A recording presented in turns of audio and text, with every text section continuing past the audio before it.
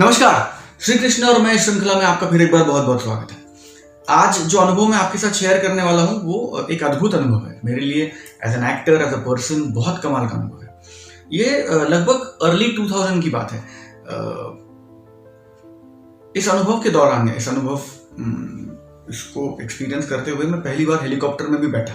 ये अपने आप में एक अनुभव है लेकिन उसके बारे में विस्तार में बात नहीं। बहुत गर्व की बात और बहुत कमाल की बात कि पहली बार मैं हेलीकॉप्टर में बैठा, बट अनुभव उसके आगे का है।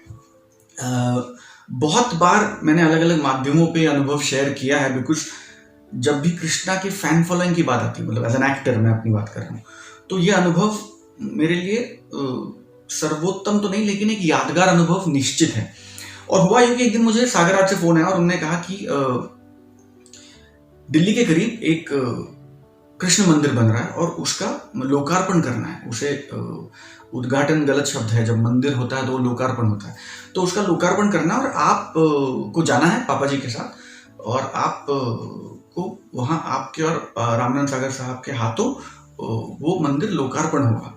तो वो चाहते हैं कि कृष्ण जी आए और कृष्ण जी का मंदिर लोकार्पण हो। 16-17 साल का था, तो मैंने कहा कि ठीक है, बाकी जाना आना रहना इंतजाम तो सागर आर्ट वाले ही करने वाले थे, तो सब सेट था। तो मैं यहाँ से दिल्ली गया और मुझे लगा कि दिल्ली से बाय रोड जाएंगे, जो जैसी मानसिकता होती है मिडिल क्लास आदमी की। तो दिल्ली तक हवाई जहाज में गया, यही बहुत बड़ी बात थी। 17-18 कितने साल का हूँ मैं, 20-22 साल का था, मतलब रफली। तो बहुत बड़ी बात थी मेरे लिए। तो दिल्ली पहुंचा और दिल्ली से पापा जी ऑलरेडी दिल्ली में थे, तो जो सज्जन मुझे ले गए थे मुंबई से दिल्ली, उनका एक जैसे होता है ना, तो उन्होंने कहा कि, तो मैंने कहा कि तो फिर हम गाड़ी से जाएंगे और पापा जी को पिकअप करेंगे। तो उन्होंने कहा कि नहीं, हम एक अलग टर्मिनल जा रहे हैं, हम छोटे टर्मिनल में जा रहे हैं। तो कॉन्सेप्ट मेरी समझ में नहीं आया। मुझे लगा कि एयरपोर्ट में कौन सा टर्मिनल। तो वो मुझे एक कुछ सिक्योरिटी वगैरह सब करके छोटे से टर्मिनल में लेके गए, उसी एयरपोर्ट में, दिल्ली एयरपोर्ट में ही। और हमारी फिर से चेकिंग हुई और हम दोबारा से एक, जैसे जिस हवाई जहाज में बैठने के लिए आप बसों में जाते हैं, वैसे एक बस की तरफ गए। छोटी बस थी, लेकिन छोटी सी, मतलब 7-8 लोग ही बैठ पाएंगे इतनी बस थी। और नाम भी पहचान में नहीं आ रहा था कंपनी का। तो मुझे लगा कि पता नहीं कहाँ जा रहे हैं। थोड़ा सा डर भी लगा, थोड़ा सा उत्सुकता भी बढ़ी कि कहाँ जा रहे हैं। और साहब वो गाड़ी लेके गए एयरपोर्ट पे, जैसे लेके जाते हैं आपको हवाई जहाज के पास, वैसे। और उन्हें गाड़ी ऐसा मेन एयरपोर्ट से थोड़ा दूर गए हम, मतलब एयरपोर्ट के अंदर ही, बट थोड़ा सा ऑफ द मेन रनवे गए। और उन्होंने एक जगह पे जहाँ काफ़ी सारे हेलीकॉप्टर्स खड़े थे, वहाँ एक हेलीकॉप्टर के आसपास लोग उसको तैयार कर रहे थे, ready to take off kind of thing. Pilots थे और सब थे। और ये सब मैंने देखा तो था फिल्मों में। और वहाँ जाके गाड़ी रोके और मैंने कहा कि आइए आप। और मैं हक्का बक्का रह गया। मैंने उनसे पूछा कि हम इसमें जाएंगे? तो उन्होंने कहा कि हाँ, वो आधे घंटे का सफ़र है, तो हेलीकॉप्टर से जाएंगे। वहाँ जहाँ मंदिर बन रहा है वहीं उसके पास ही उसको उतारेंगे। और एंड आई वाज स्टन्ड, क्योंकि पहली बार मैं हेलीकॉप्टर में बैठने वाला था। पापा जी भी आए, वो दिल्ली में ही थे, तो वो अलग उनकी सिक्योरिटी वगैरह हुई होगी, वो भी आए।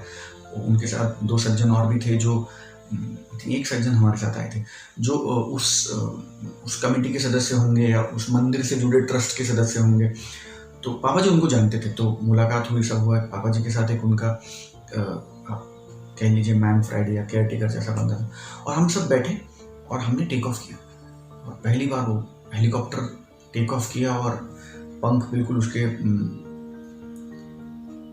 फड़फड़ा रहे थे और हवा में हम उड़े। मेरी समझ में नहीं आ रहा था, क्योंकि हवाई जहाज जो होता है बहुत ऊपर उड़ता है, तो आपको सिर्फ बादल दिखते हैं, नीचे का तो कुछ दिखता नहीं 5-7 मिनट के बाद। लेकिन हेलीकॉप्टर वैसा नहीं होता। हेलीकॉप्टर में आप ऊंचा ही उड़ते हैं, लेकिन आपको ठीक ठाक चीज़ें दिखाई देती हैं। आवाज़ बहुत, शोर बहुत होता है हेलीकॉप्टर के अंदर। तो आप हेडफोन्स पहनते हैं और एक माइक्रोफोन जैसा होता है, उसमें आप बात करते हैं। मेरे लिए मतलब it was like a fantasy land. ऐसा आप मान लो कि जैसे आप किसी अम्यूजमेंट पार्क में चले गए और लोग बात कर रहे थे, और पायलट साहब जो थे वो एयर ट्रैफिक कंट्रोल से बात कर रहे थे कि यहाँ से टेक ऑफ कर गए, यहाँ जाने वाले हैं।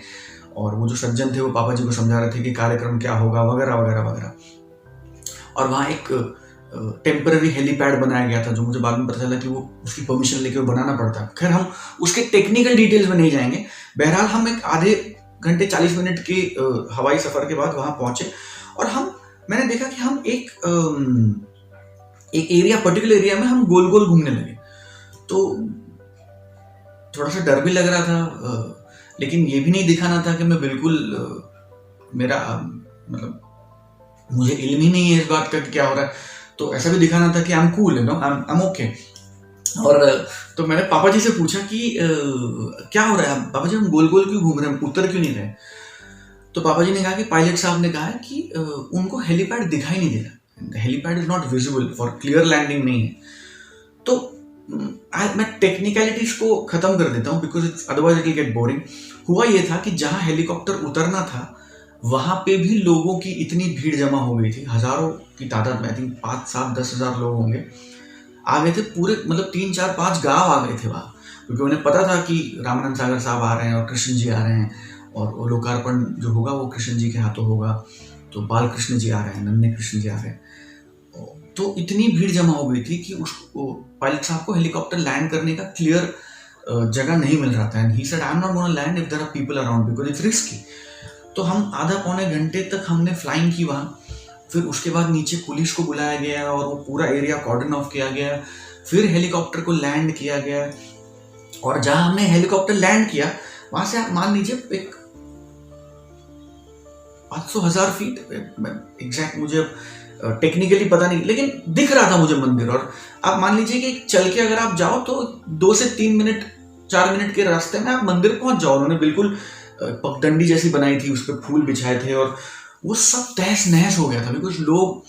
और हम जब हेलीकॉप्टर से उतरे तो मुझे वो पगडंडी दिखाई नहीं दे रही थी, और उस पूरे एरिया में लोग बिछ गए थे, people were on the floor. और वो कह रहे थे कि नहीं, हम भगवान जी हमको छू कर जाएंगे, हम भगवान जी को बिना छुए आगे नहीं बढ़ने देंगे। And I just didn't know, I was so scared, मैं डर गया था। मैं 20-22 साल का था और इतना बड़ा जमावड़ा, इतने लोग, इतना प्रेम, इतना स्नेह देख के ओवरवेल्ड। और पुलिस बहुत थी, बंदोबस्त बहुत है, वो लोग भी कोई तकलीफ नहीं दे रहे थे, बट दे सेड कि हम उठेंगे नहीं, हम भगवान जी हमको छू कर जाएंगे, एंड वो हमारा आशीर्वाद होगा उनका हमारे लिए, and they will, we want to touch him. And आप यकीन मानिए, वो 2.5-3 मिनट का सफर तय करने के लिए मुझे 3.5-4 घंटे लगे। जी हाँ, 2.5-3 मिनट का सफर तय करने के लिए मुझे 3.5-4 घंटे लगे, बिकॉज लोगों से मिल रहा था, बात कर रहा था, किसी के सर पे हाथ रख रहा था, कोई पाँव छू रहा था, कोई रो रहा था, कोई गले लग रहा था। हर उम्र के, हर रुतबे के, हर रंग के, हर अंग के, हर भाव के लोग वहां थे। और मैंने मेरी जिंदगी में एक दिन में इतने लोगों का प्यार शायद ही वैसा दोबारा फिजिकली या इमोशनली हासिल किया। आई थिंक 2.5-3 घंटे बाद हम मंदिर पहुंचे। पापा जी आगे चले गए थे बिकॉज आफ्टर पॉइंट सेट के मैं आगे जाता हूँ, एंड पुलिस मुझे लेके गई, धक्का मुक्की, and it was chaotic, but it was like brouhaha, like organised chaos. It was a happy chaos. और मैं वहाँ पहुँचा और पूजा हुई और लोकार्पण हुआ, एंड कृष्ण जी की आरती हुई और जय घोष हुआ। और मैं, सारे लोग नीचे, मतलब आप मान लीजिए मंदिर और नीचे पूरे लोग, उनका बिल्कुल मेला लगा हुआ था लोगों का। एंड आरती हुई, जय घोष हुआ, और राधे रानी का जय घोष हुआ, कृष्ण जी का जय घोष हुआ। और उसके बाद फिर वापस हम आए, और हेलीकॉप्टर तब तक चला गया था because the pilot thought it is risky to keep it here. तो वापस से फिर उसको लैंड किया गया, and then we sat and we got off. And तो मैं इस माध्यम से उन सारे लोगों का शुक्रिया अदा करना चाहता हूँ जो वहाँ उपस्थित थे। पता नहीं है वो लोग कौन है, कहाँ होंगे, मैं किसी का नाम नहीं जानता। हजारों की तादाद में लोग थे, और सारे जो पुलिसकर्मी थे, सारे जो अलग अलग फोर्सेस के लोग आए थे ये करने के लिए आए। It was one of the most beautiful moments of my life. और जब हम दिल्ली के लिए वापस हेलीकॉप्टर से निकले 2-3-5 घंटे बाद, तो सिर्फ हवाई जहाज, मतलब सिर्फ हेलीकॉप्टर हवा में नहीं उड़ रहा था। मेरा कॉन्फिडेंस, मेरा इस प्रोफेशन के प्रति प्रेम, और मेरा इस प्रोफेशन में टिके रहने का जज्बा, वो भी 7वें आसमान पे उड़ रहा था। श्री कृष्ण की वजह से मुझे ये सब मिला, भगवान श्री कृष्ण की कृपा से मुझे सब मिला, आप सबके प्यार की वजह से मुझे ये सब मिला, और मैं इस सब के लिए सदैव आप सभी का, सागर परिवार का और भगवान श्री कृष्ण जी का ऋणी रहूंगा। जय श्री कृष्ण। तो उन्होंने कहा कि नहीं, मैं जानती हूँ कि आप भगवान श्री कृष्ण का अवतार है और मैं राधा हूँ और हमें इस युग में ऐसे ही मिलना था, इसलिए मैं आपको फोन कर रही हूँ और मैं आ रही हूँ आपसे मिलने। और मैं डर गया। पिल्लू टीवी पर ऐसे ही और मनोरंजक और रोचक वीडियोस देखने के लिए चैनल को लाइक कीजिए, शेयर कीजिए, सब्सक्राइब कीजिए और हाँ, बेल आइकन को दबाना मत भूलिएगा।